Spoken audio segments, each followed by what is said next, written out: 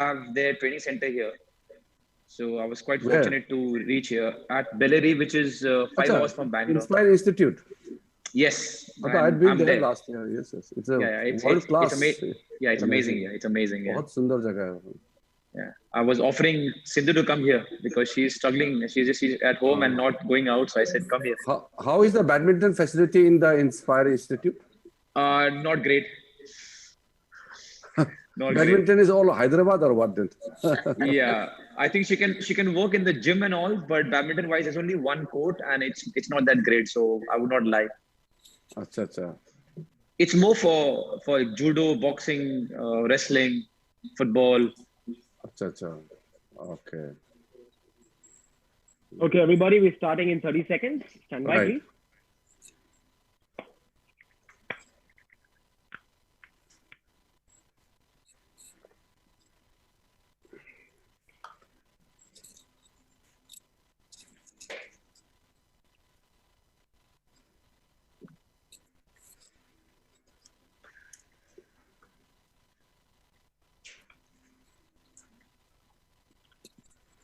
Okay.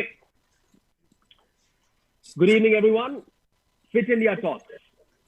जब से इस शो की अनाउंसमेंट हुई तब से मैं सोच रहा था कि इस ओपनिंग एपिसोड की शुरुआत में कैसे करूं. 3-4 दिन तक सोचता रहा और फिर मेरे ध्यान में आया भारतीय संस्कृति की धरोहर उपनिषद का एक श्लोक, शरीर माध्यम खलु धर्म साधनम. शरीर माध्यम खलु धर्म साधनम, जिसका मतलब शरीर ही सभी कर्तव्यों का पूरा करने का साधन है. A fit body helps us perform our duties to the best of our abilities. It's all about fitness. A fit body leads to a fit mind and a better life and a stronger India. And that really is at the heart of the dream and the vision of the Honorable Prime Minister, Mr. Modi, to see a fitter, healthier, happier India. और वो सपना पूरा करने की ओर सबसे ज्यादा अग्रसर देश की दो important ministries, the ministry of human resource development और ministry of sports and youth affairs के चेंज मेकर्स, इन दोनों मिनिस्ट्रीज के सारथी आज एक साथ आए हैं विद फिट इंडिया टॉक्स, एक नया शो जो हिंदुस्तान के 30 करोड़ स्टूडेंट्स के लिए एक स्पेशल इनिशिएटिव है. और क्योंकि आजकल की जनरेशन हैशटैग्स को काफी पसंद करती है, तो फिर hashtag fit India talks is about hashtag हम फिट तो India fit. And it's now time for lots of inspiration हमारे देश की 4 बहुत बड़ी पर्सनालिटीज से, जो अपने अपने अलग तरीकों से हम सभी को इंस्पायर कर रहे हैं. They are enabling us all in very different ways. और ये इंडिया में फिटनेस और स्पोर्ट्स का एक नया रेवोल्यूशन ला रहे हैं. सबसे पहले बात एक ऐसी हस्ती से जिनके नाम में एक अनोखा शब्द जुड़ा हुआ है, निशंक. अब निशंक का मतलब वो जिसे किसी प्रकार की शंका या डर ना हो, निडर. The Honorable Minister of Human Resources and Development, Dr. Ramesh Pokhriyal Nishank जी, जिनके बारे में हमारे माननीय पूर्व प्रधानमंत्री भारत रत्न श्री अटल बिहारी वाजपेयी जी ने किसी दिन कहा था कि शायद ही दुनिया में कोई ऐसा राजनीतिज्ञ है जो राजनीति और साहित्य दोनों में एक साथ सक्रिय हो. डॉक्टर निशंक ने पिछले 33 वर्षों में 75 पुस्तकें लिखी हैं और साथ ही अनगिनत कविताएं और कहानियां भी. निशंक जी, आपका स्वागत है. बहुत धन्यवाद. And alongside him is another visionary personality, जिनके नाम किरण का मतलब है ray. He's a ray of hope, of promise, of a new dawn in Indian sports. ये देश के सबसे fittest ministers में से भी एक हैं. Sports इनकी जिंदगी है, and he's been chosen by the Honorable Prime Minister Mr. Modi to work towards enabling a grand plan to turn India into a sporting superpower. And a part of that plan is the very ambitious Fit India movement. We have with us a man who exudes so much positivity, so infectious, and has great clarity of thought. The Honorable Minister of Sports and Youth Affairs, Mr. Kiran Rijiju. Swagat hai, sir. Thank you very much. Right. And now to introduce 2 box office super icons of Indian sport. A little girl who once thought of becoming a doctor, but now with her badminton prowess, she is promising 1.3 billion Indians a super dose of golden glory at the Olympics in Tokyo next year. The golden girl of Indian badminton, global superstar, the very gentle and genial PV Sindhu. Welcome, Sindhu. Hello, hello. And then we have a man who once said that nothing motivates him more than donning the Indian jersey, a towering beacon of this generation of Indian football, who often shies away from comparisons to Lionel Messi and Cristiano Ronaldo. They call him Captain Fantastic, the very likable, everybody's favorite, the Indian men's football team captain, Sunil Chhetri is here as well. Sunil bhai, thank you so much for joining us today. Thank you so much for having me. Right, this is a really special gathering. बहुत मजा आने वाला है और देश भर से लाखों करोड़ों बच्चे जुड़े हैं, उनके माता पिता, कोचेस, टीचर्स, बहुत सारे लोग जुड़ रहे हैं। और जो इस वक्त देख रहे हैं, मैं आपसे रिक्वेस्ट करना चाहूंगा कि आपके पड़ोसियों को, दोस्तों को, कजिन्स को ये लिंक शेयर कीजिए। Please encourage him to join in as well. बहुत मजा आने वाला है। सबसे पहले हम शुरुआत करेंगे निशंक जी से। निशंक जी, 2 दिन पहले अपने ट्विटर पर आपने भारत की धरती के लिए अपनी एक कविता की कुछ बड़ी सुंदर शब्द लिखे थे। उसकी पहली लाइन मुझे याद रह गई कि शिखर गगन चूमे नित जिसके। अब यही शब्द आपकी मिनिस्ट्री का जो लक्ष्य है इंडियन एजुकेशन को नई ऊंचाइयों तक ले जाने का, उसके लिए भी इस्तेमाल किए जा सकते हैं। स्पोर्ट्स और एजुकेशन का ये अनोखा मेल होने से बात बनेगी भी और बढ़ेगी भी। सर, इस दिशा में आपका और आपकी मिनिस्ट्री का क्या विजन है और क्या प्लान है? मैं ये समझता हूँ कि आप सबको मालूम है कि हिंदुस्तान शुरू से ही विश्व गुरु के रूप में रहा है और हिंदुस्तान ने हमेशा ज्ञान, विज्ञान, अनुसंधान, खेल और योग के रूप में पूरी दुनिया में हमेशा से ही लीडरशिप दी है। यदि मानव संसाधन विकास मंत्रालय, शिक्षा मंत्रालय को देखें तो जो इधर ये जो खेल मंत्रालय है और जो शिक्षा, ये हिंदुस्तान है। इस हिंदुस्तान ने हमेशा विश्व में लीडरशिप दी है। हमें विजन की कमी नहीं रही है, हमें मिशन की कमी नहीं रही है, हमें क्षमता रही है, जिज्ञासा, जिजीविषा से हम शक्ति का पुंज रहे हैं। और इसलिए मैं समझता हूँ अब समय आ गया कि हिंदुस्तान को फिर वही ऊंचाइयों को छूना है जो कहते थे कभी, एतद् देश प्रसूतस्य सकाशादग्र जर्मना स्वम स्वम चरित्रम शिक्षेरन पृथ्व्याम सर्वमानवा। तक्षशिला और नालंदा जैसे विश्वविद्यालय यहाँ थे और हम हर क्षेत्र में शिखर पर थे।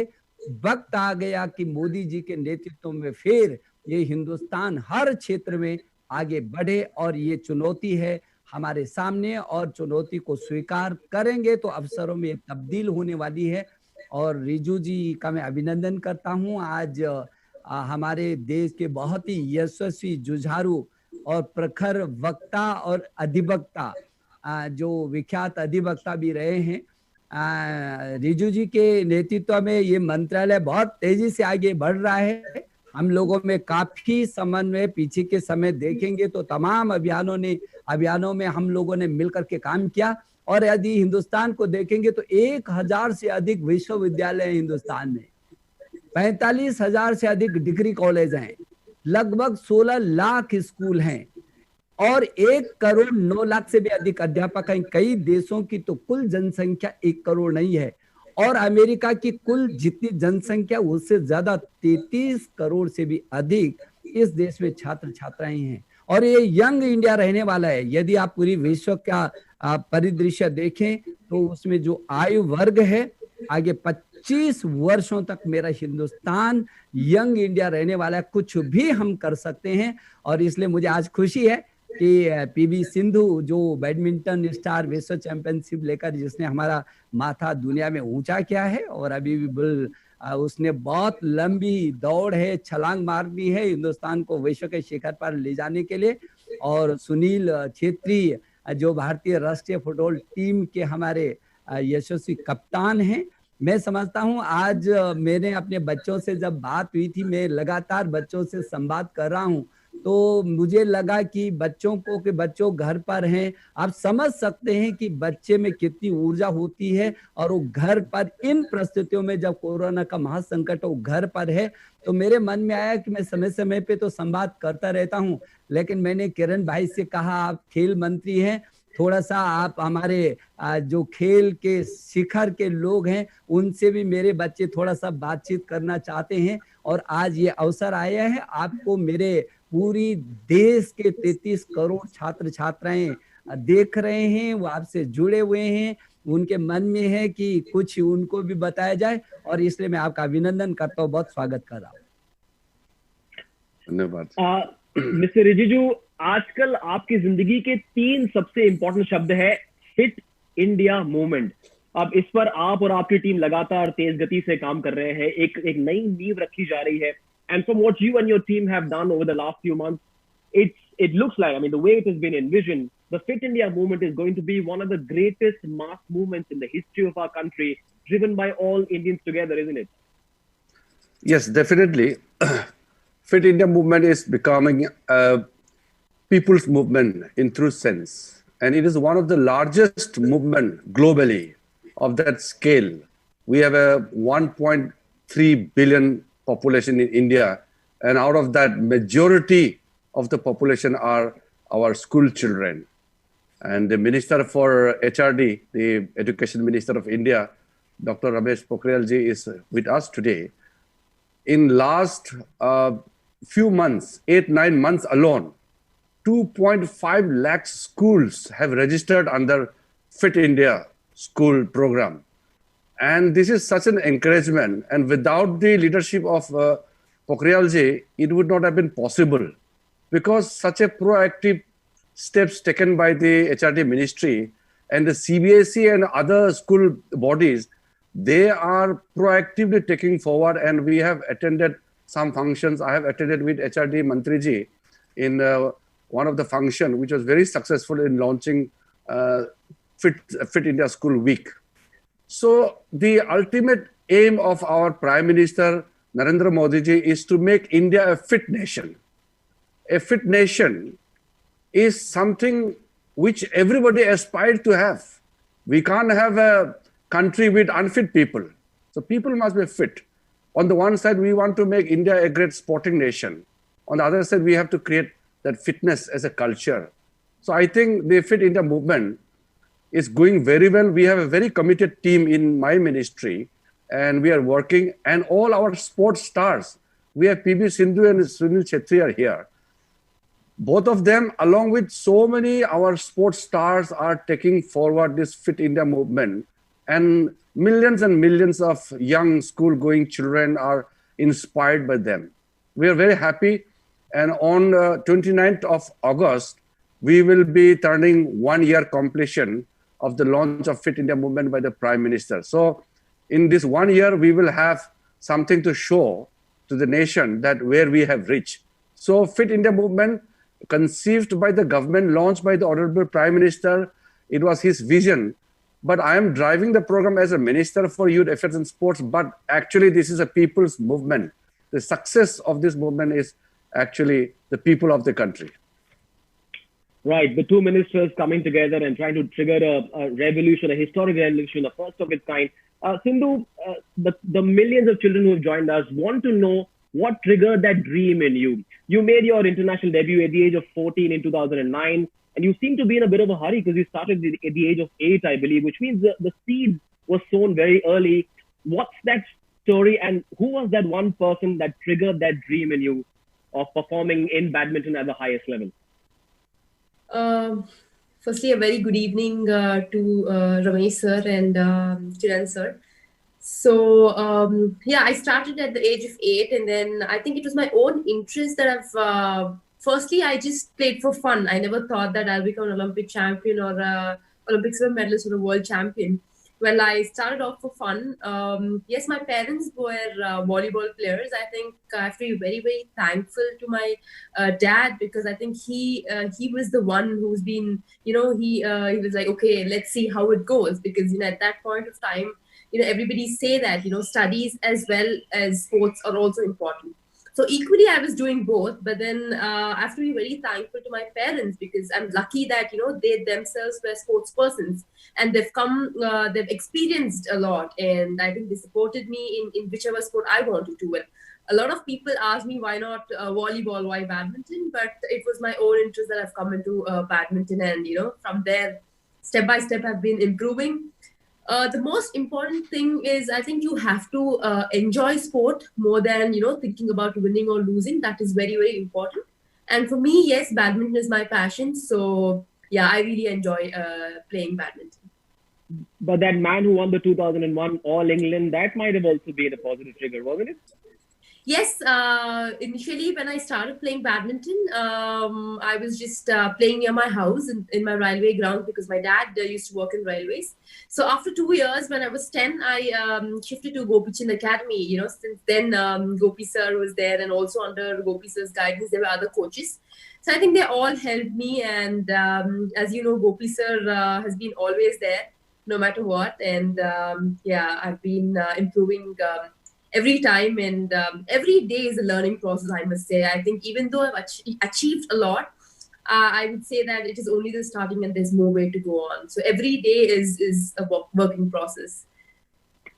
राइट सुनील, आपके केस में तो ट्रिगर आपके घर पर ही रहा होगा, क्योंकि आप एक आर्मी किड है, आपके पिताजी आर्मी फुटबॉल टीम के लिए खेलते थे, आपकी मम्मी भी एक टॉप लेवल तक खेली है फुटबॉल में. What are your memories and what triggered this football dream in you? Well, I think both my mom and dad. Sports was paramount in my house. बहुत तवज्जो दिया जाता था स्पोर्ट्स को. कभी ऐसा नहीं हुआ कि किसी एक ही स्पोर्ट्स के पीछे भागते थे. We were encouraged to play, both me and my sister, all different sports. My mom was our biggest competition. The carom board, Chinese checker, you know, chess, volleyball, I mean football, everything. My mom was my biggest competitor. Till I was 13, my only dream was to beat my mom. और I think 13 साल में जाके मैंने उनको beat करना शुरू किया. So yeah, I mean, getting sports into my system was never difficult because both my mom and dad were ardent sports lovers. They still are. And it was a very comfortable and nice upbringing where both me and my sister weren't forced to do anything. We were allowed to express ourselves, which now when I look back, I found it very profound. हमारे घर पे ये कहा जाता था, जब खाना खा रहे हो तो ढंग से खाना खाओ, टीवी देख रहे हो तो टीवी एंजॉय करो, जब खेल रहे हो तो अच्छी तरह खेलो, जब पढ़ाई कर रहे हो तो उसको एंजॉय करो, डोंट मिक्स इट. किताब खोलकर फुटबॉल के बारे में मत सोचो, फुटबॉल ग्राउंड में खाने के बारे में मत सोचो, जब खाना खा रहे हो तो टीवी के बारे में मत सोचो. So we were just allowed. I mean, अगर 30 मिनट पढ़ना है 30 मिनट पढ़ाई करो, 1 घंटा खेलना है 1 घंटा खेलो, जो करना है दिल से करो और खुश रहो. एंड उस टाइम पे मुझे लगा कि बहुत नॉर्मल है, लेकिन जब मैं दोस्तों से मिलता था तो उनके घरों में ये चीज नॉर्मल नहीं था. So whatever I've achieved, the kind of life I have is all because of my parents. They simply are amazing. Right. Nishank जी, श्री अमिताभ बच्चन ने कुछ साल पहले टीवी पर कहीं पर कहा था कि सिर्फ ज्ञान ही आपको आपका हक दिला सकता है. और 2020 में जब भारत एक उज्जवल भविष्य की ओर बढ़ चुका है, प्रधानमंत्री जी का $5 ट्रिलियन की इकोनॉमी का लक्ष्य है, और आपकी एक कविता है जिसका टाइटल है कोई मुश्किल नहीं, जिसमें आपने कहा है कि संकल्प लेकर बढ़ो तो सही, कोई मुश्किल नहीं. तो एजुकेशन के साथ आप जो एक नई नींव रख रहे हैं, एक फाउंडेशन बना रहे हैं, उसके बारे में बताइए. आपने कहा कि जो ज्ञान है और ज्ञान के ही अंदर ही सब कुछ समाया हुआ है. शिक्षा अंक ज्ञान और अक्षर ज्ञान नहीं है. विवेकानंद जी ने भी कहा था कि सर्वांगीण विकास चाहिए. और अभी जिस तरीके से आपने शुरू में ही कहा मनीष कि शरीर माध्यम खलु धर्म साधनम, कि जो शरीर है वो शरीर ऐसा साधन है जो आपको सब जगह ज्ञान विज्ञान सब कुछ, शरीर ठीक नहीं है तो कुछ भी ठीक नहीं है. और इसलिए विवेकानंद जी ने कहा कि केवल एक ही चीज का विकास नहीं होना चाहिए. व्यक्ति भगवान की सबसे सुंदरतम कृति है मनुष्य, इसका सर्वांगीण विकास होना चाहिए, इसका शारीरिक विकास होना चाहिए, मानसिक विकास होना चाहिए, बौद्धिक विकास होना चाहिए, आध्यात्मिक विकास होना चाहिए. ये व्यक्ति सर्वांगीण होना चाहिए. और इसलिए मैं समझता हूं कि मेरे देश की जो शिक्षा थी वो इसी पर निर्भर थी. इसीलिए हमने दुनिया को लीड किया. हमेशा हमने सिर्फ एक चीज पर नहीं निर्भर रहे. और अभी जो हम 30 वर्षों के बाद आने वाली जो शिक्षा नीति है, क्योंकि हमारे जो देश सैकड़ों वर्षों तक गुलामी की जंजीरों में रहा, उसने बहुत कुछ हमको हमारी जड़ों से दूर किया. क्योंकि किया नहीं, हमको हमारी जड़ों से दूर किया गया. अब फिर वक्त आ गया है कि जो हम थे, जो विश्व गुरु था भारत, और जिसको वसुधैव कुटुंबकम को लेकर के हम हमेशा चले हैं, आज भी दुनिया इस बात को मानती है. फिर वो भारत जो नई शिक्षा नीति लेकर के हमारे जिस बात को आप कहना चाहते हैं, उसको मैं यदि सूत्रों में कहूं तो ज्ञान विज्ञान अनुसंधान प्रौद्योगिकी के शीर्ष में जाएंगे, लेकिन भारत केंद्रित मेरी वो शिक्षा होगी. ये नई शिक्षा नीति लेकर के आ रहे हैं जिसमें हम सभी कुछ समाहित करेंगे। मेरे जो छात्र का वो सर्वांगीण विकास कैसे हो सकता है, और शुरू से ही जैसे अभी हम लोगों ने स्मार्ट इंडिया हैकाथॉन कर रहे हैं, और किरण भाई के साथ हम रोज दौड़ते हैं, ये हमको दौड़ाते रहते हैं। कभी हम ध्रुव ताराओं की दौड़ करते हैं, तो हम कभी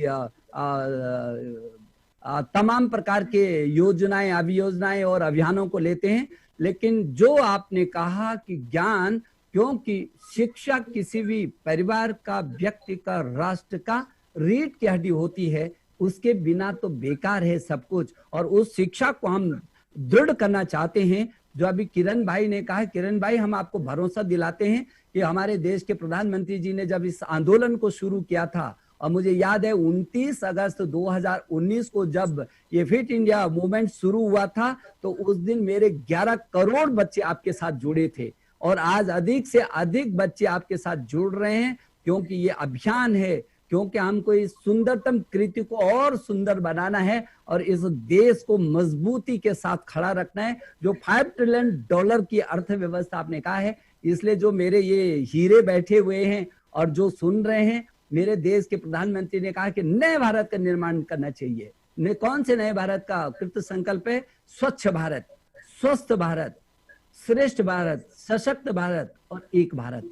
ऐसा अब नया भारत की जरूरत है, जो श्रेष्ठ हो, स्वच्छ हो, स्वस्थ हो और सशक्त हो।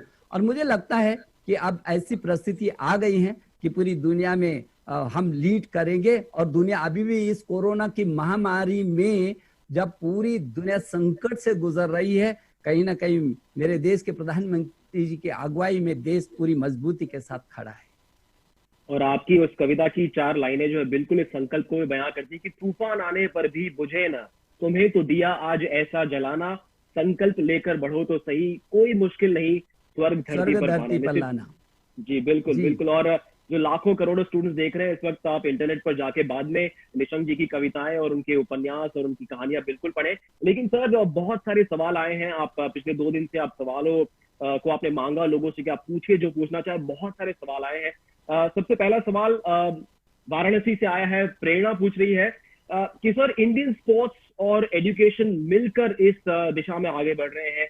फिट इंडिया की ओर से बहुत सारे ऑनलाइन सेशंस भी शुरू हो गए हैं, बहुत कुछ आपकी टीम ने किया है, जब MHRD और फिट इंडिया एक साथ आए हैं, तो इतना सारा फोकस फिटनेस पर ही क्यों? लेकिन मनीष जी, मैंने तो अपने बच्चों से ये आग्रह किया था कि मैं किरण जी से मैं अनुरोध कर रहा हूं कि ये और जो सिंधु है और छेत्री हैं, इन दोनों से आप खूब प्रश्न पूछिए और मैं आपके साथ हूं। और आज तो इन्हीं लोगों से, किरण भाई से और इन दोनों लोगों से आप प्रश्न पूछवाए। लेकिन मैं ये कहना चाहता हूं कि जो खेल है और जो ये है शिक्षा है, ये एक दूसरे के बिना, जैसे मैंने कहा कि जो शरीर है, शरीर के बिना सब कुछ बेकार है। और इसलिए जो ये खेल है, जिसको स्वस्थ रखना है, ये लोग बताएंगे कि किस तरीके से हमको स्वस्थ रहना है। हमारे देश के प्रधानमंत्री जी ने भी कुछ टिप्स हमको बांटे थे, हमारे बच्चों को बांटे थे, और आज ये लोग कुछ मार्गदर्शन मेरे बच्चों का करेंगे। लेकिन ये एक दूसरे के बिना बेकार है, जीवन बेकार है। शिक्षा नहीं है तो जीवन बेकार है, और स्वास्थ्य नहीं है तो जीवन बेकार है। और इन दोनों की कड़ी ये दोनों लोग बैठे हुए हैं कि ये शिक्षा भी और उसको दोनों को जोड़ना है। और ये बात सही है, जो शरीर स्वस्थ फिट नहीं रहेगा, उसमें फिट विचार कहां से आ सकते हैं? स्वस्थ विचार तो स्वस्थ शरीर में ही आ सकते हैं। तो यदि विचार की दृष्टि से भी हमको दुनिया के शिखर पर पहुंचना है, ज्ञान की दिशा में भी पहुंचना है, तो शरीर को तो हर दृष्टि से हमको फिट रखना ही पड़ेगा। इसलिए ये दोनों विभाग हैं।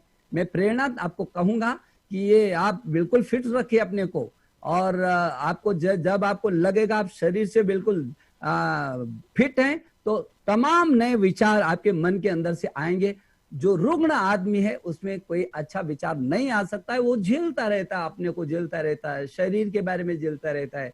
जो स्वस्थ रहेगा, उसमें नित नए विचारों का प्रकटीकरण होगा, और उसी ताकत के साथ अपने विचारों को वो क्रियान्वित भी कर सकता है। मनीष जी, एक प्रकार के लोग सोचते हैं और बोलते हैं लेकिन करते नहीं हैं, और जो केवल सपने ऊंचे देखते हैं लेकिन दम नहीं होता है करने का, उनको लोग बोलते हैं मुंगेरी लाल के हसीन सपने हैं। लेकिन जो सोचता है, जो सपने देखता है और उसको क्रियान्वित करने का भी दम रखता है, दुनिया उसी के पीछे चलती है। और इसलिए आज मैं अपने बच्चों को आपके बीच लाया हूं कि उनको ऐसे सूत्र दीजिए कि वो योद्धा बन सके हर क्षेत्र में। किरण जी, प्रेरणा आपसे भी जानना चाहेगी कि फिटनेस पर इतना फोकस क्यों? देखिए, अभी हमारा देश का शिक्षा मंत्री डॉक्टर रमेश पोखरियाल जी ने बहुत संक्षिप्त में लेकिन बहुत अच्छी बात उन्होंने कही है कि आप अगर फिजिकली फिट नहीं है तो बाकी सब कुछ बेकार हो जाता है। क्योंकि आदमी जब शारीरिक रूप से कमजोर हो जाते हैं तो उसको अच्छा विचार भी नहीं आ सकता है, उसके दिमाग में कोई अच्छा काम करने का भाव भी नहीं आएगा। तो शारीरिक रूप से तंदुरुस्त होना बहुत ही आवश्यकता है। तो इसके लिए अलग अलग तरीके हैं। हमने बहुत यूनिवर्सल इस चीज को बनाया। आप योगा करके भी फिट रह सकते हैं, नॉर्मल एक्सरसाइज करके भी फिट रह सकते हैं, और अपना अपना जो स्पोर्ट्स स्टार होते हैं, प्लेयर्स होते हैं, वो उसका तो फिटनेस रेजिम होता ही होता है। लेकिन देश में हर आदमी तो स्पोर्ट्स पर्सन नहीं होते हैं, हर आदमी तो देश के लिए नहीं खेल सकते, वो कुछ लोग ही खेल सकते हैं। जो लोग देश के लिए नहीं खेल सकते हैं या स्टार नहीं है, खिलाड़ी नहीं है, लेकिन वो तो फिट तो रह सकते हैं ना। फिट रहना बहुत जरूरी है। क्योंकि एक जो हमने, जब मैं स्पोर्ट्स मिनिस्ट्री में नहीं आया था तब कई साल पहले भी मैंने एक इंटरनेशनल उसका असेसमेंट सर्वे देखा था। तो उसमें ये लिखा गया कि लगभग 70% Indians they don't do any formal exercise, यानी कि लगभग 70% हमारे देश के लोग शारीरिक रूप से फिजिकली फिट नहीं है। ये एक सर्वे है। तो मुझे बड़ा दुख लगा, क्योंकि जैसे प्रधानमंत्री जी न्यू इंडिया का बात कर रहे हैं, एक पावरफुल प्रॉस्पेरस इंडिया का बात कर रहे हैं, तो प्रॉस्पेरस कौन बनाएंगे? हमारे जनता ही बनाएंगे। The citizens will make the country great. Country अपने आप में तो ग्रेट नहीं हो सकते, उसके जो नागरिक है, उस देश के लोग उसको ग्रेट बनाएंगे। तो लोग अगर फिट नहीं होंगे तो फिर देश मजबूत कैसे होगा? इसलिए देश को मजबूत करने के लिए देश के लोगों को मजबूत करना शारीरिक रूप से, फिर नॉलेज, जो ज्ञान का बारे में शिक्षा मंत्री जी ने जो कही है, हमारा देश में तो परंपरा बहुत पुराना है ज्ञान का, तो ये तो है ही है। और स्पोर्ट्स का भी हमारे पास ट्रेडिशन है। India has a long tradition of sports. That is what I keep saying, that we have a rich tradition of sports, but we have somehow could not develop it into a culture of sports. तो इसलिए ये जो बीच में कुछ साल पहले हम लोग सुनते थे कि पढ़ोगे लिखोगे बनोगे नवाब, और खेलोगे कूदोगे बनोगे खराब, तो ये गलत धारणा बीच में बने हैं, उसको चेंज करना है। तो अगर खेलोगे कूदोगे तो सुपरस्टार बनेगा। अभी पीवी सिंधु है, सुनील छेत्री है, तमाम हमारे इंडिया में अभी सुपरस्टार है। तो खिलाड़ियों को मान सम्मान देना वो अलग एक पॉलिसी है, उसका तो मेरा मंत्रालय से प्रधानमंत्री जी का विजन के मुताबिक हम लोग कर रहे हैं। लेकिन जो फिट इंडिया है ये एक बहुत ही बड़ा अभियान है। मैं समझता हूं कि अभी हम लोग एक साल में बहुत कुछ प्राप्त किया है। बहुत से देशों का भी हमने देखा है, जैसे ऑस्ट्रेलिया में 10,000 स्टेप्स ए डे, यानी कि हर ऑस्ट्रेलियन एक दिन में 10,000 स्टेप्स उठाना है।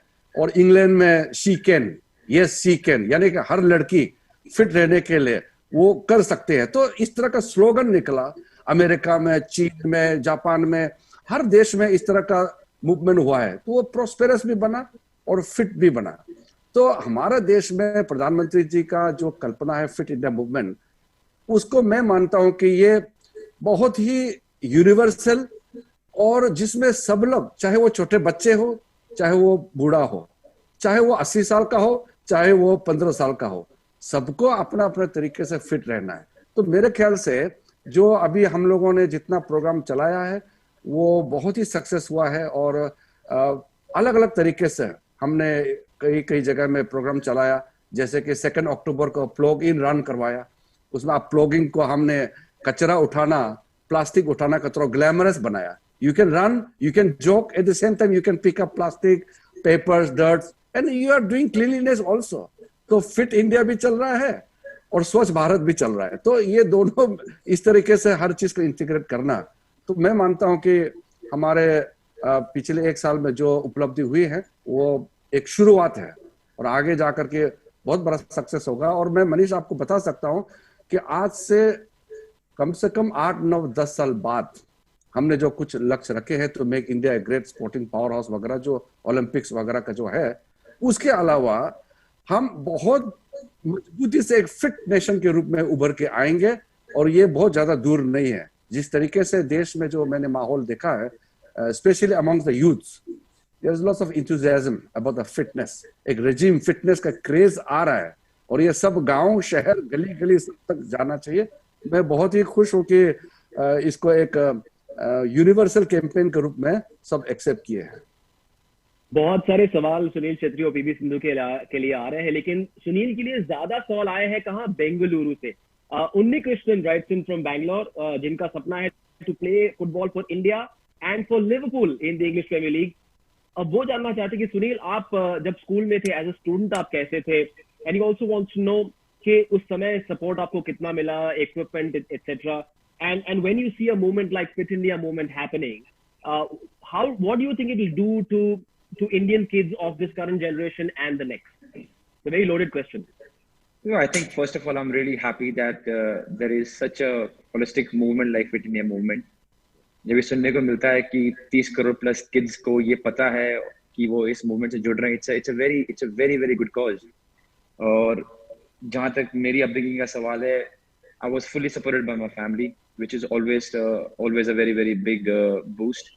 जितने भी पेरेंट्स अगर सुन रहे हैं उनसे मेरी दरख्वास्त है कि अपने बच्चे को सपोर्ट कीजिए। एक हफ्ता वो शायद पीवी सिंधु बनना चाहेंगे, नेक्स्ट वीक उनको शायद ग्लेंडा पेस बनना होगा, नेक्स्ट वीक उनको तेंदुलकर बनना होगा। Kids are like that.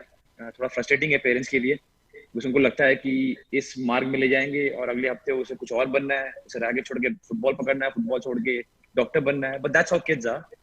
सो अपने किड्स को प्लीज थोड़ा सपोर्ट कीजिए, and that's what my parents did.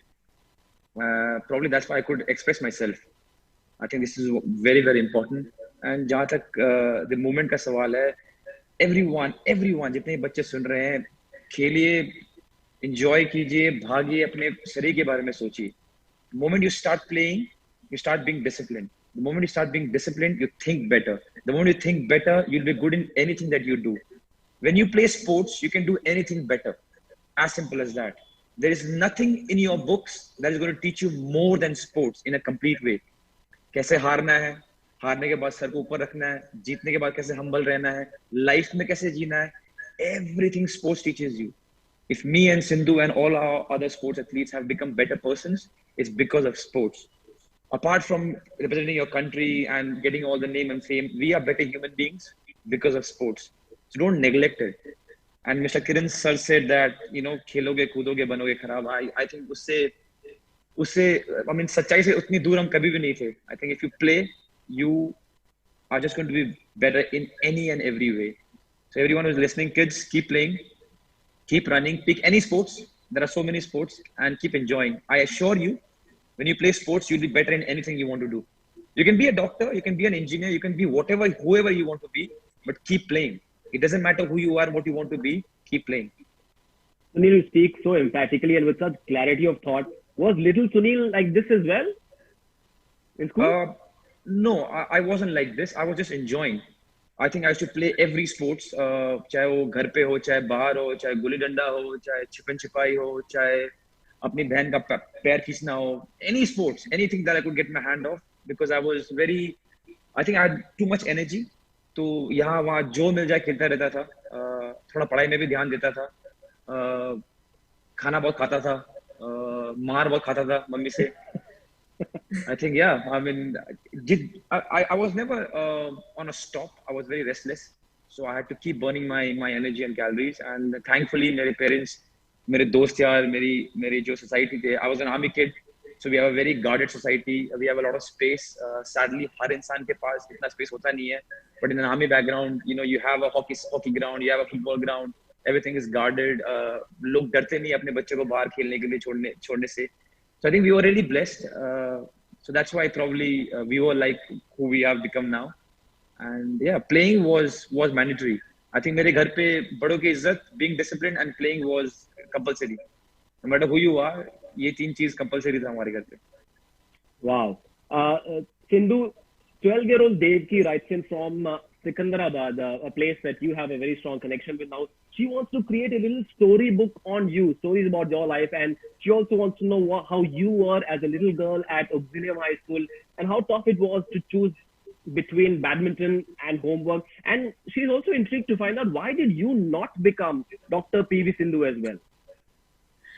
Okay, so yeah, when I was a kid, since 8 I was playing, and for me, when I started playing, I never thought that I would give up studies. I was equally good at studies as well. So I've been going on, and I finished my MBA. So I would say that I think studies are also important until some point of time. And as Kiran sir said, and as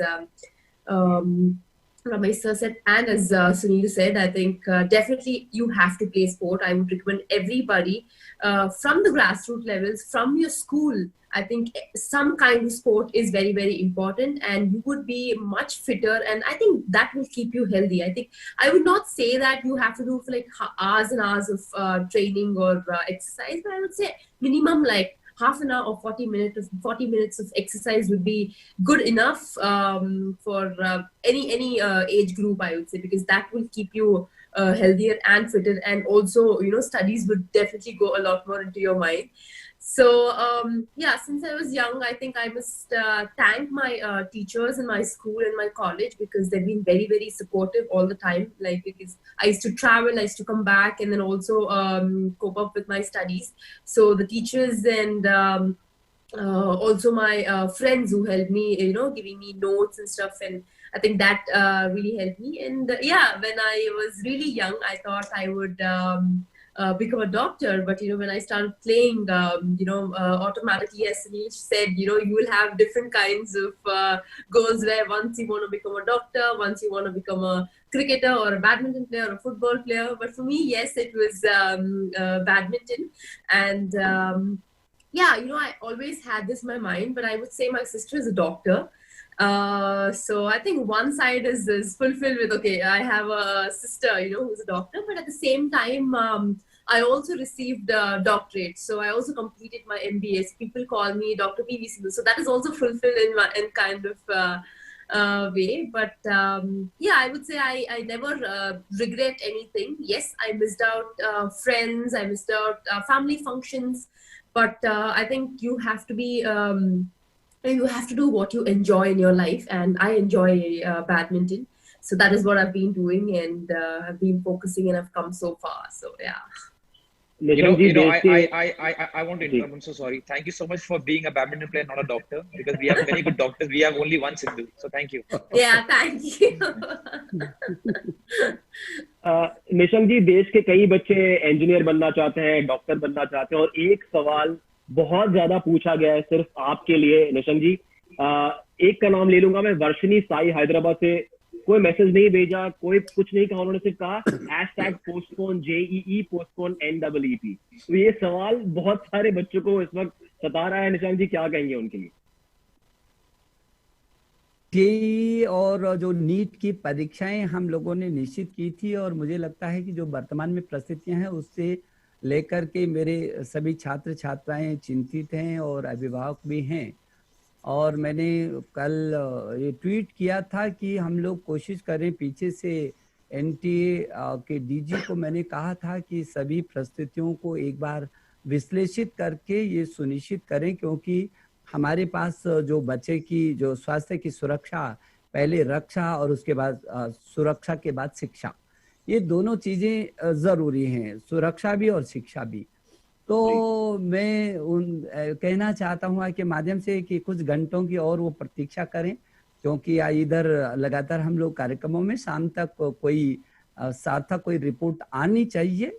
लेकिन जो छात्र हैं उनको मैं अनुरोध करूंगा कि उनको जो वक्त मिल रहा है उनके लिए, जब उन्होंने कहा था बच्चों ने कि सब बंद हैं, बाहर नहीं जा रहे हैं, कोचिंग सेंटर बंद है, तो हमने एक एनटीए ने बाकायदा एक ऐप बनाया जो अद्भुत था, और उन्हीं के हाथों में कोचिंग सेंटर थमा दिया कि उसको वो सारी पढ़ें भी, वो उसी पर अपना स्वयं परीक्षण भी करें। और मुझे खुशी है कि 1.5 करोड़ से भी अधिक लोगों ने उसको अभी तक किया है। वो अंग्रेजी और हिंदी दोनों में ऐसा ऐप हमने तैयार किया है, उनके हाथों में सौंपा है और निःशुल्क है। तो अभी हम लोग कुछ घंटों के बाद अभी शाम तक हम लोग उनसे एक बार फिर संवाद करेंगे और कुछ ना कुछ रास्ता निकालने की कोशिश कर रहे हैं। ये आपकी बात सुनकर लाखों बच्चों को आश्वासन मिला होगा कि उनकी बात आप तक पहुंची और काफी कुछ उसके ऊपर किया जा रहा है। निशांत जी, थोड़ा सा घड़ी के कांटे को पीछे घुमाकर पिनानी गांव, पौड़ी, गढ़वाल, उत्तराखंड के दिनों की यादों को थोड़ा ताजा करते हैं। आपका बचपन कैसे बीता? खेल कूद में आपकी भी रुचि थी या नहीं थी? और अपने अंदर के कवि, इन दोनों चीजों को आपने पढ़ाई के साथ कैसे बैलेंस किया? मेरा गांव जब मैं पढ़ता था तो वहाँ बिजली का बल्ब कैसे होता था, मैंने हाई स्कूल तक नहीं जाना था। आप समझ सकते हैं, हम लोग बहुत मुश्किल से सप्ताह में एक महीने में कभी एक बार कोई बस आती थी, उसको देखने के लिए जाते थे कि बस कैसे होती है। तो बहुत दूर वो भी, और स्कूल में तो हम लोग टाट पट्टी से शुरू किया है, अपने घर से टाट पट्टी लेकर के जाते थे।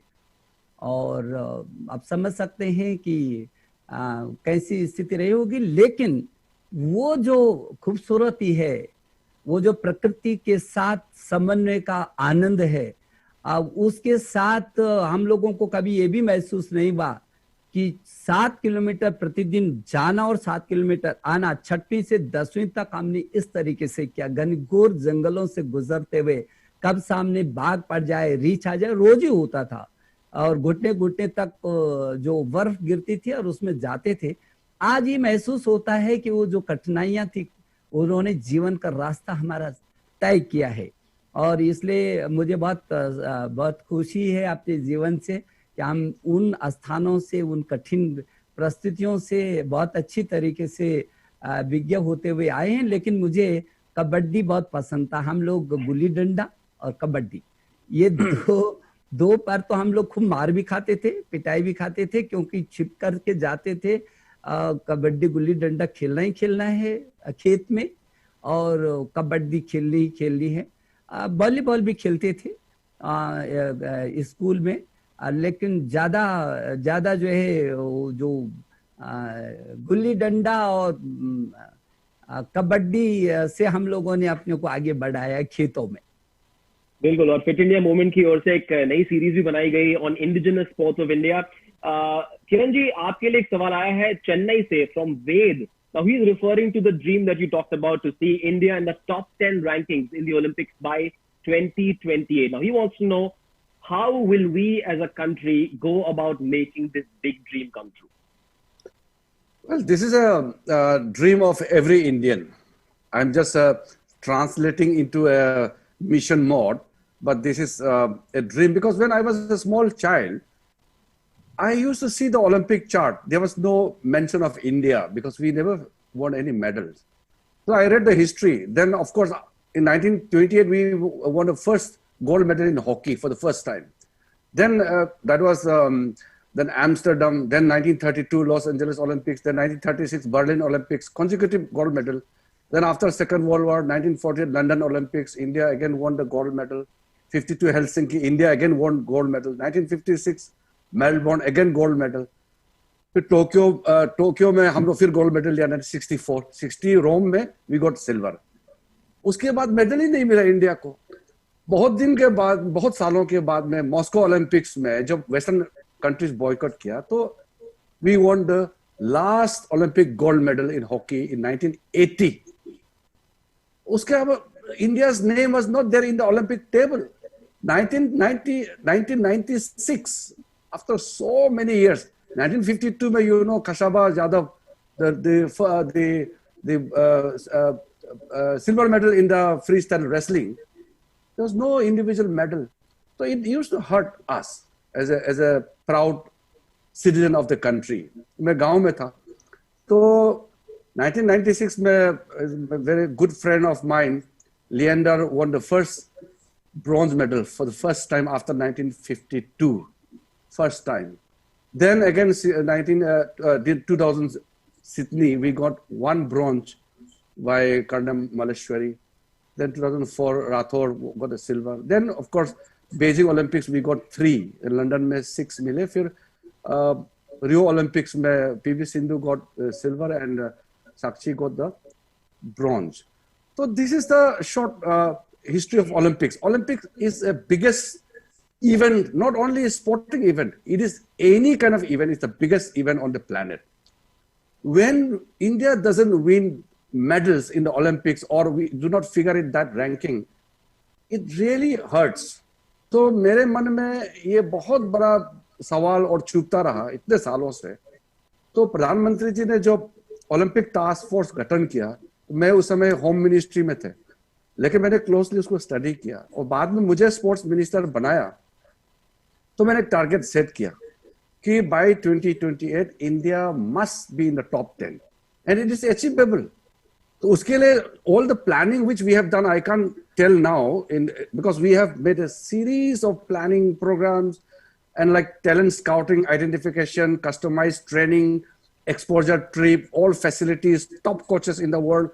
ये सारा जो हम कर रहे हैं, we have made a big base, 1.3 billion people. इस वक्त through Khelo India and many other processes, we have started the identification, and we are going to start the top junior. We have the top senior. PV Sindhu is there in the top senior. तो tops का जो target Olympic podium scheme है, we are going to start for the juniors also. Means जो आज 10 साल 12 साल के हैं, if we identify the potential, तो उसको हम पूरा हम संभालेंगे. सरकार, government will take care of him, so that by the time 2024 Olympics in Paris and 2028 in Los Angeles Olympics, he will be ready for the world champion. तो सरकार अगर पूरा उसको गोद ले लेंगे, तो उसका परिवार को, पेरेंट्स को टेंशन नहीं होगा. तो मैं शॉर्ट में बता रहा हूँ, ये एक ड्रीम इसलिए कि ओलंपिक्स में या वर्ल्ड चैंपियनशिप में हम इंडिया जो है टॉप 10 में क्यों नहीं हो सकते हैं. We have all the potentials, we have all the kind of the support we have amongst the aspiration of the people. सब एकजुट होकर के सोचेंगे, क्यों नहीं होगा. इसलिए prime minister has visualised and created this Olympic task force. Recommendations have come. I have seen the recommendations. We are in the process of implementation, and I'm very confident. Today, on this very important platform, I'm again reiterating that 2028 Los Angeles, India will be in the top 10. मैं ऐसा नहीं कह रहा हूँ. With full commitment, with full preparation, और पूरा होशे आवाज, पूरा मतलब सोच समझ के मैं कह रहा हूँ कि हम टॉप 10 में होगा. आपको सुनकर लग रहा है कि जहां संकल्प है, सकारात्मकता है, वहां पर ये संभव है, और मेरा भी विश्वास है कि ऐसा बिल्कुल होगा. Sindhu, since we are talking about this big Olympic dream, Rohan from Mumbai has a question for you, and he seems to know about your fitness drills. How much is the difference between the fitness regime of little Sindhu in those days and now the fitness regime of this Olympic medalist? What's the difference? How was it then and how is it now? Yes, I think firstly, fitness is very, very important for every sport. I think if Sunil agrees to me, I think yes, it is very, very important. And I must say, in fitness, not only endurance, but also, weight training or some kind of agility exercises. And very importantly is mentally also, you need to be, mentally and physically, you need to be strong. Because for me, then I would say, talking about 2016 and now talking about 2020, I would say that yes, I've improved my fitness because as you're growing up, as your age grows up, I think it is very, very important to keep your body fit, because every individual has a different style, and sometimes few people, maybe if they do some little bit of fitness, I think they're enough with that. For my kind of body, I think I need to do a lot more endurance work, because it depends on every sport. Badminton being I think it goes up to like 1 hour or 2 hours long. So for that, fitness is very, very important, and I would suggest that I think it should be equally important, not only playing badminton, but also accordingly fitness also is very, very important according to me. Yes. Sunil, आपके लिए सवाल आया है from the hub of football in India, Kolkata. Shantanu पहले तो request कर रहे हैं कि please come back and play for any club in Bengal. And he says आपके बचपन के जमाने में तो मामला बड़ा स्ट्रिक्ट होगा फिटनेस के लिए, क्योंकि आर्मी किड थे, तो फिटनेस तब कैसे करते थे, और and now as India captain, how different is your fitness regime? I think जब मैं I mean in my childhood fitness strict था from an army perspective, but वो स्ट्रिक्ट लगता नहीं था, वो नॉर्मल वे ऑफ लाइफ था, बिकॉज आसपास के सारे बच्चे वो सेम चीज कर रहे थे। ऐसा नहीं था कि आपको कुछ और सजा दी जा रही है और बाकी बच्चे ऐश कर रहे हैं। सुबह 6 बजे उठना है, मैं उठ रहा था, सब उठ रहे थे, खाने में ये खाना ही खाना है, मैं खा रहा था, सब वही खा रहे थे, स्कूल जाना है, वापस आके होमवर्क करना है, खेलने जाना है, जो भी प्रोसीजर था जो मेरे घर में था वही बाकी सबके घर में भी था। तो आई थिंक कुछ सजा नहीं लगी या ऐसा कुछ डिफिकल्ट नहीं लगा। अब थोड़ा मामला चेंज हो गया है, अब because of the level that I am playing, children margin बहुत इंपॉर्टेंट हो गए हैं। सिंधु ने भी बात की about regime and training, but सबसे इम्पोर्टेंट चीज जो हमारे प्रोफेशन में एंड आई थिंक हमारे पूरे देश में इम्पोर्टेंट है वो है खाना। हम एज इंडियंस बहुत अपने मन मर्जी के लिए खाते हैं कि हमें क्या पसंद है, और बहुत कम खाते हैं जिसकी हमें जरूरत है। आई थिंक ये चेंज होना चाहिए, क्योंकि हमारे स्पोर्ट्स में बहुत इंपॉर्टेंट है कि आप वो खाओ जो आपको जरूरत है और बहुत कम वो खाओ जो आपको पसंद है। पर हम उल्टा करते हैं, हम इतना कुछ खाते हैं जो हमें पसंद है कि कोई भी ये सोचता नहीं कि वो खाना अंदर क्या कर रहा है। तो फॉर एग्जाम्पल लगा लो, अगर मैं आप चारों को ट्रेनिंग करने ले जाऊं और बोलूं ग्राउंड में हम ये ड्रिल करने वाले हैं, आप सब बड़े मन से करोगे, बिकॉज ट्रेनिंग करना सबको पसंद है, खेलना सबको पसंद है। लेकिन मैं आपको बोलूं आपको बॉइल्ड ब्रोकलीज खाना है, बॉइल्ड ओटमील खाना है, नट्स खाना है, 5 नट्स खाने एवरी डे, यू नो, आपको दाल खाना है बिना तड़के के या बिना मिर्ची के, तो आप बोर हो जाओगे 2 दिन में। और वो मेरी लाइफ है, वो सिंधु की लाइफ है, every day same monotonous same boring खाना, वो हमारी लाइफ है, but that helps us. I think वो बहुत बड़ा चेंज है। I think not only in my sports but the whole country, we eat so much of what we enjoy. सोचते नहीं हम क्या खा रहे हैं, क्यों खा रहे हैं, इससे क्या होगा हमारी बॉडी को। पसंद है खा लो, जीभ को मजा आ रहा है खा लो, अरे शादी है खा लो, अरे बर्थडे है खा लो, अरे ये सिर्फ खाते रहो। आप किसी के घर भी जाओगे ना, अगर आप बोलोगे मैं लंच करके आया हूँ, नहीं नहीं फिर भी खा लो, नहीं नहीं लंच करके आया हूँ, नहीं नहीं खा लो आप। तो हम सोचते नहीं खाने से पहले, and it's a very important thing. A very important thing is food and sleep in our fitness. Me and Sindhu, we work really hard on how much we're going to sleep, what we're going to eat. There are people who take care of these things, and that is why we get the edge. And I'm sure if you're only playing for fun, तो उतने margins नहीं होंगे. But if you want to be a top athlete, what you eat, how much you sleep is very, very important. So I think that is what we really work hard on, because खेलना तो easy है यार दोस्त, बाहर जाके gym करना, you all want to do it, बाहर जाके खेलना, everyone wants to do it, everyone enjoys it, but to be disciplined in what you eat and how much you sleep is something that I think that my country lacks. Nishank जी थोड़ी खाने पीने की बात कर रहे हैं सुनील, तो मैं थोड़ी सी रिसर्च कर रहा था कि उत्तराखंड में खाने पीने की अच्छी चीजें क्या मिलती हैं। तो कुछ नाम मेरे सामने आए, काफुली, गढ़वाल का पन्ना, फानू, बाड़ी, कंडली का साग, चैनसू, कुमाऊनी रायता, ये नाम सुनकर मुझे भूख लग रही है। तो क्या आपके खान पान में ये सारी चीजें थी या फिर बिल्कुल अनुशासन से सादगी भरा भोजन था आपका? जो उत्तराखंड है वो हिमालय, किरण जी भी हिमालय से आते हैं, यहाँ तो हर चीज, वो जो जड़ी बूटियां हैं जो हिमालय की जो भी चीज है वो उसमें संजीवनी है। तो वो जो कंडाली, आज जिस कंडाली की आप बात कर रहे हैं, दुनिया में बहुत सारी व्याधियों की दवा है वो, तो हमको तो वैसे ही मिल जाती थी। हमको किनगोड़ खाते थे, किनगोड़ जो है, किनगोड़ की जड़ें आज दुनिया में सबसे ज्यादा महंगी बिकती हैं। हमको तो पता नहीं था, तो जाते थे किनगोड़ खा के आते थे।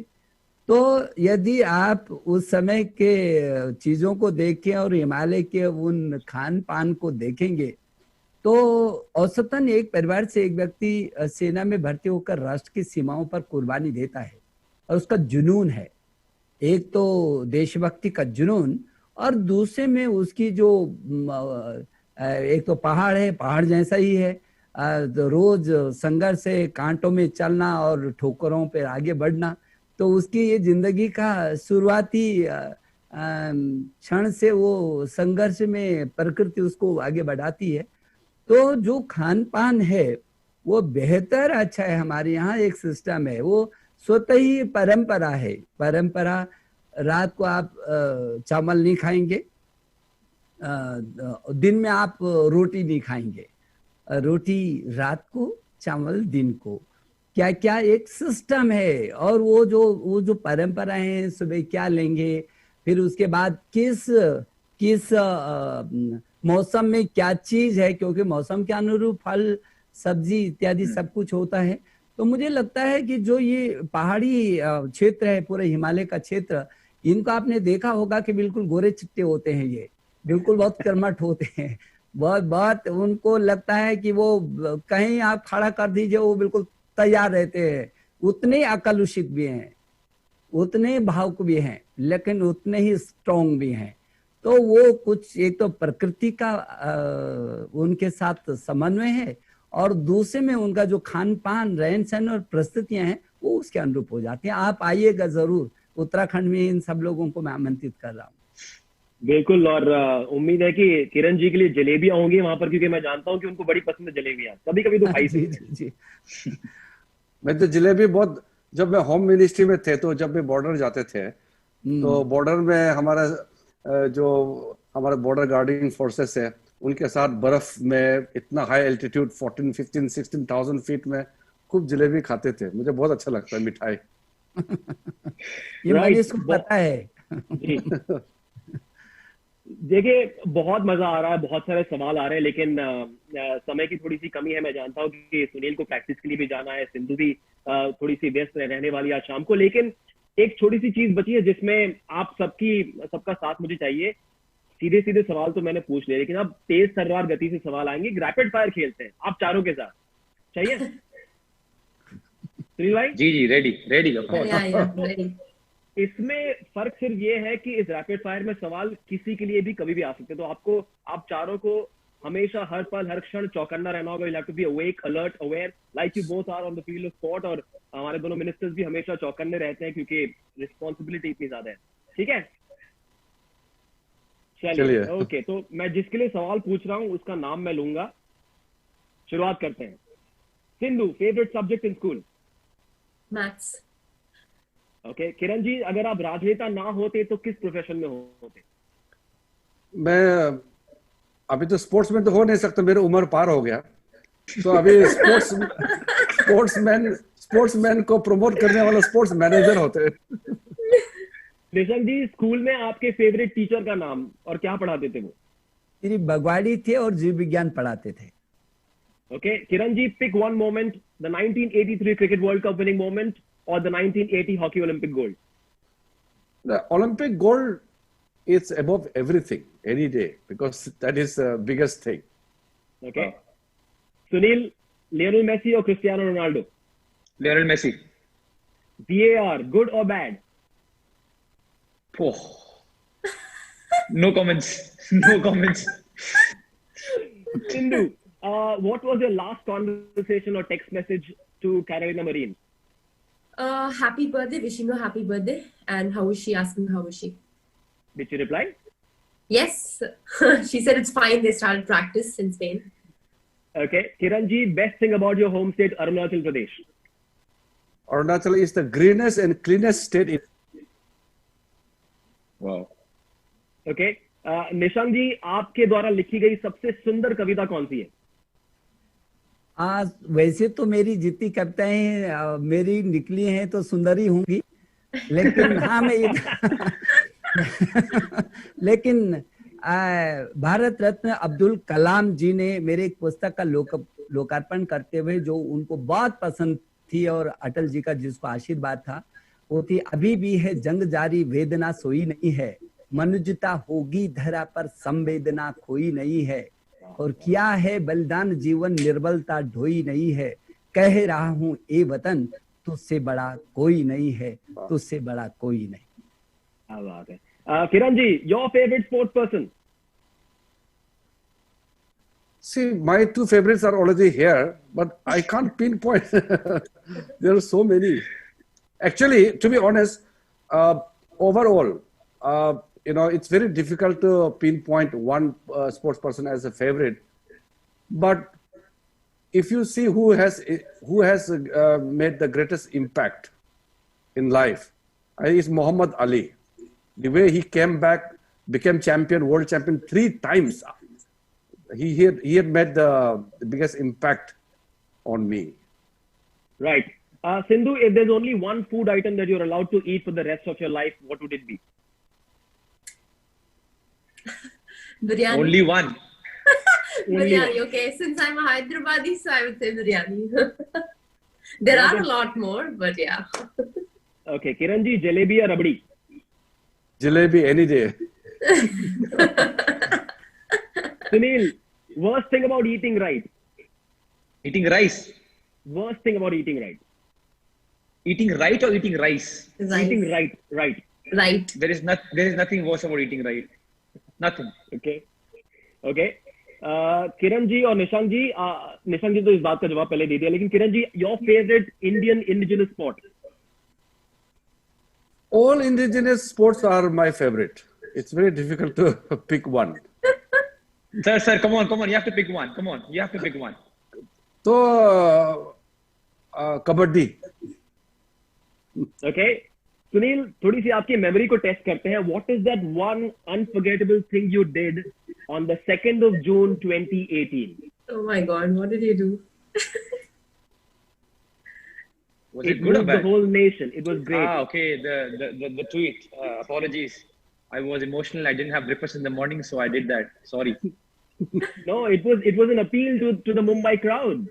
I know. I'm just saying that. Yeah, I didn't think about it before tweeting it. Generally क्या होता है, आजकल आपको ट्वीट करना है तो बहुत सारी टीम्स हैं, आपके स्पेलिंग मिस्टेक्स, आपके कॉमा, वो सब देखने के बाद ही ट्वीट जाता है.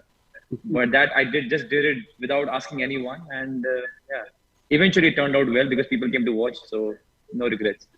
Describe what the Mumbai crowd did in response to that video 2 days later. Man, they were amazing. The whole stadium was jam-packed. There were people who took trains, who took buses from different states. एक इंसान थे, उनका नाम भूल गया. He sold his cycle to get a ticket to come and watch, and because of all these wonderful people is why we go out and don our national team jerseys and do what we do. And kudos to them. Keep supporting us any and every sports, and we'll keep delivering as much as possible. Right, a tough one for Sindhu. Describe Pulela Gopichand in one word. Guru, I would say. Yes. Okay, Not Kiran bad. ji, safe answer was. Kiran ji, final question for you. Final question for this session. In a parallel world, if you could achieve one sporting success as a player or as an athlete, what would it be? I want to play in Olympics. It's just a wish. It never happened now. Maybe boxing. Boxing in Olympics. See, I used to play multiple sports, but at this age, I can only think about golf.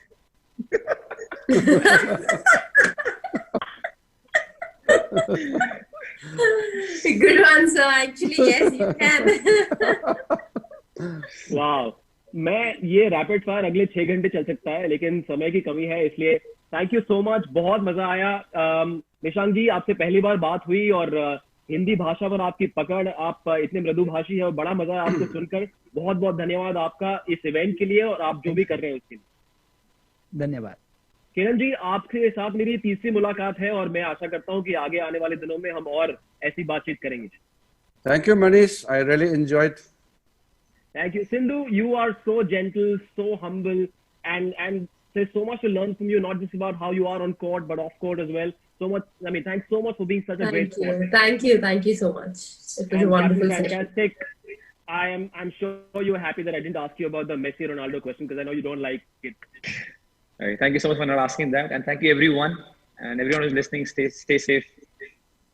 Right. So Fit India Talks, जो MHRD और Fit India Movement की वजह से जो show की आपने शुरुआत देखी आज, आगे आने वाले 2 हफ्तों में आप कई और एपिसोड्स देखेंगे with lots of women power on Fit India Talks. Deepa Malik, Ashwini Ponnappa, Apurvi Chandela, Manika Batra जैसे कई सितारों के साथ आप बातें करेंगे. आपके सवाल उनसे पूछे जाएंगे, उनकी बहुत सारी इंस्पिरेशनल स्टोरीज आपको देखने को मिलेगी. लेकिन फिलहाल thank you so much to all our panelists, and may India be a fitter, greater, stronger nation. याद रहे, हम fit तो India fit. जय Hind. Thank you very much. Jai Hind. Thank you so much. Jai Hind.